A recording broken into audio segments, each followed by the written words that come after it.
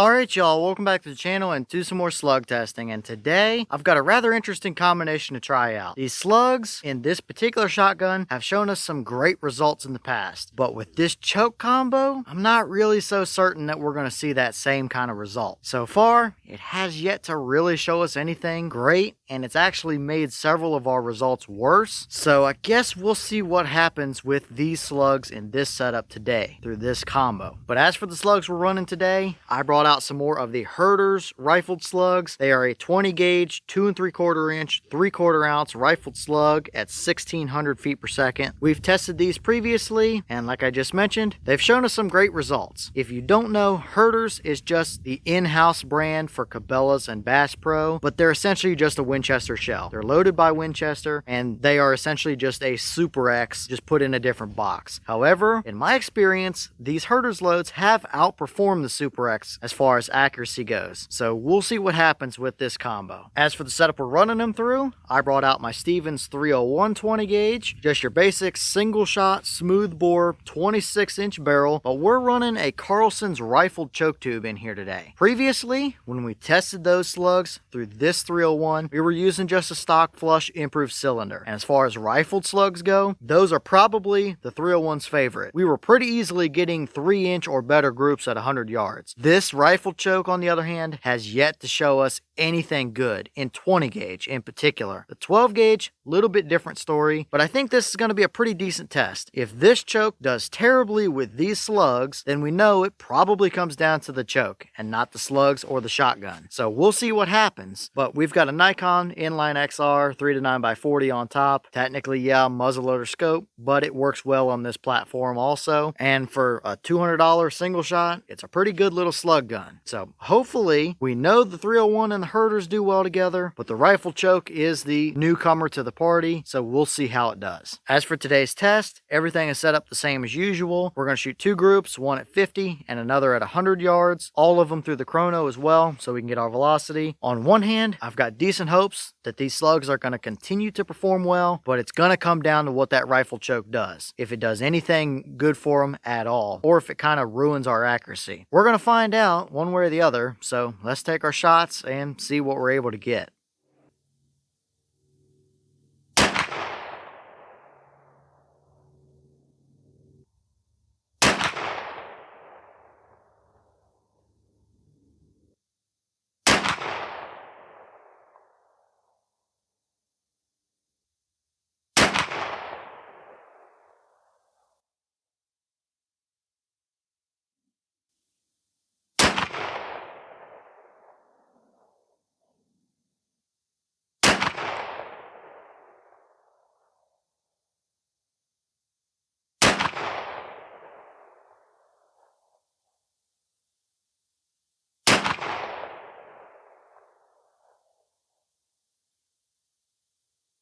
Alright, so we'll take a look through our chrono numbers real quick. I apologize for the glare. The sun is just really difficult to deal with this morning. There's glares everywhere. But the boss claim is 1600. We did not quite see that number from our 26-inch barrel with a little bit of choke out of the end. Doesn't really surprise me. They probably tested it through a 28 or potentially even a 30 at the factory. But we weren't too terribly far off below that number either. But for a high, we had 1568. For a low, we had 1492. That gave us an average of 1433. So what is that, 67 feet per second below their claim? That does make sense. With an extreme spread of 76 and a standard deviation of 20. So at an average of 1533, here are your muzzle energies for a 3/4 ounce slug at that velocity. I can attest that's plenty good enough for deer hunting scenario. I took a deer here recently with the Winchester version of this slug, and it did fantastic. So that's plenty capable of getting the job done, no doubt about it. But let's look at our accuracy results, because I think we got some pretty interesting stuff to look at over there.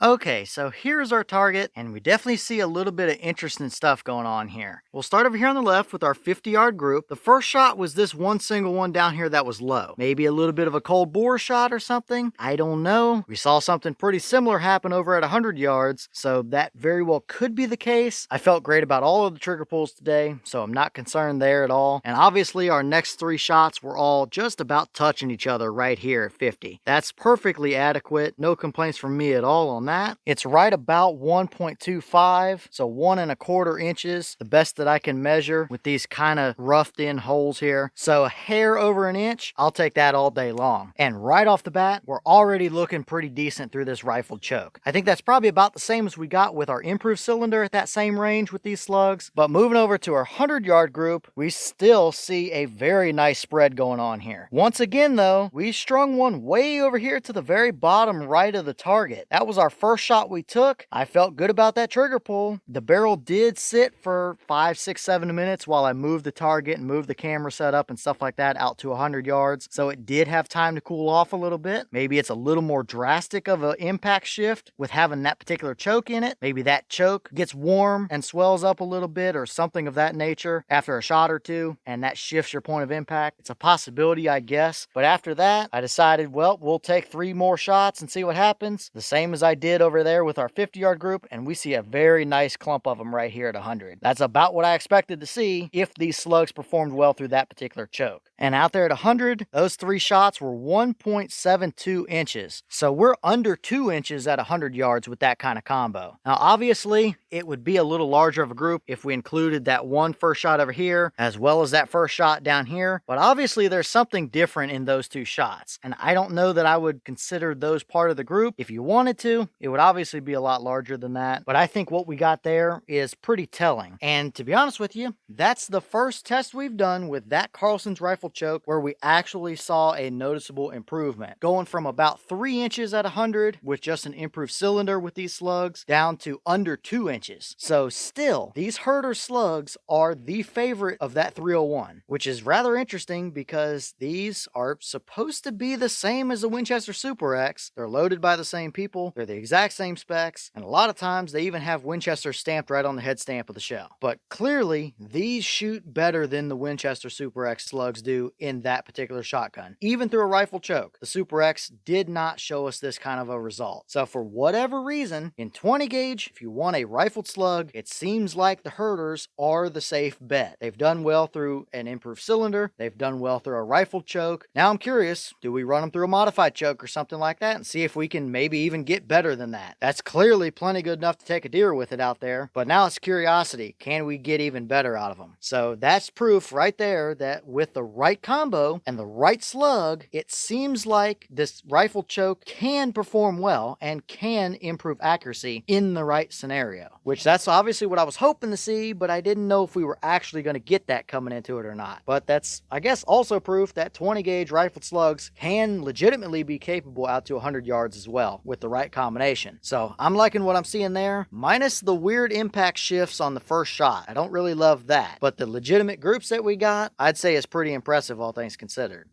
Alright y'all, well, what did you think about that combo right there? Coming into it, I thought it was going to be a pretty much toss-up between if we were going to get good results or have a big letdown again. Overall, I would say that combo worked out surprisingly well. Previously, that rifle choke had yet to show us any kind of decent result at all, and a lot of times it actually made it worse than what we saw through just an improved cylinder, so I knew that was a real possibility coming into it. However, clearly, it seems like if you've got the right slug, that might be the right outer diameter to really engage that rifling, then it actually does make a noticeable improvement kind of difference. So it looks like it comes down to finding the right combination of stuff that really works well together. Seems like that might be it right there. I've still got a couple other slugs I want to run through the 301 with just an improved cylinder before we get to the rifle choke and stuff like that again, as well as the rifle choke. So we'll see if we can get another result like that. But overall, seems like that might be the ticket so far, at least for my 301. It's good with an improved cylinder, but it seems to be even better with a rifle choke, except I don't love the impact shift on what might be the cold bore shot. I don't know. I don't love that, but the groups are still good anyway. But leave all your thoughts down below. Is that about what you expected to see? Were you a little surprised one way or the other? Have you tested any of these 20 gauge Herter slugs or a rifle choke? If so, what kind of results have you seen from them? Is that a combo you would ever use to hunt with? Or are you just not a fan of the little bit of a shift for the cold bore or whatever happened there? You would rather have a little more trust in it before you use it, or is that plenty good enough for you? And maybe what other slugs do you want to see me run through the 301 and or that rifle choke that you think might be good performers? Let me know all that down below. But with that being said, I've got some more testing to get done for you guys, so I'm going to get back to it. As always, we have the channel Instagram as well as the mailbox where you can send stuff if you'd like. All that information will be in the description if you're interested in it. But I'm going to get back to it, so I'll see y'all in the next one.